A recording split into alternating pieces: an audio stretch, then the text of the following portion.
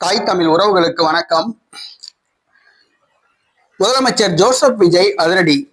திமுக முன்னாள் அமைச்சர்கள் 5 பேர் கைதாகின்றனர்.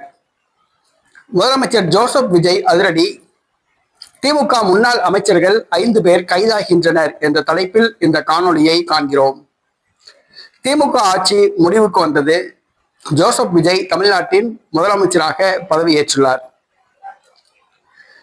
திமுக ஆட்சியில் திமுக முன்னாள் அமைச்சர்கள் அடித்த கொள்ளை சம்பந்தமாக லஞ்ச ஒழிப்பு போலீசார் மூலம் விசாரணை நடத்த முடிவு செய்துள்ளார் ஜோசப் விஜய். இதற்காக திமுக அமைச்சர்கள் 34 பேர் துறைகளை விசாரித்து வருகிறார். அந்த துறைகளில் எவ்வளவு தூரம் ஊழல் நடைபெற்றது என விசாரிக்க உத்தரவிட்டுள்ளார். அதிகாரிகள் தகவல்கள் திரட்டி வருகின்றார்கள். திமுகவின் முக்கிய 5 அமைச்சர்களை முதலில் கைது செய்ய திட்டமிட்டுள்ளதாக கூறப்படுகிறது.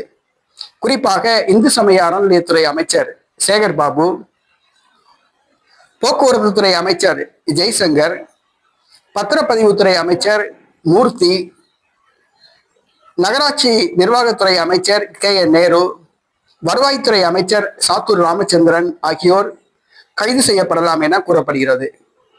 திமுக முன்னாள் அமைச்சர்கள் 5 பேரை கைது செய்ய நடிகர் விஜய் தீவிரம் காட்டி வருகிறார். அவர்களுடைய ஊழல்களை விசாரித்து வருகிறார். அவர்களுடைய ஊழல் பட்டியல் தயாரித்தவுடன் லஞ்ச ஒழிப்பு போலீசார் மூலமாக திமுக முன்னாள் அமைச்சர்களை கைது செய்ய திட்டமிட்டுள்ளார். இது திமுக மூத்த தலைவர்களுக்கு மிகப்பெரிய அதிர்ச்சியை கொடுத்துள்ளது. திமுக முன்னாள் அமைச்சர்களுக்கு அதிர்ச்சியை கொடுத்துள்ளது. பொதுமக்கள் மத்தியில் இது வரவேற்பை பெற்றுள்ளது.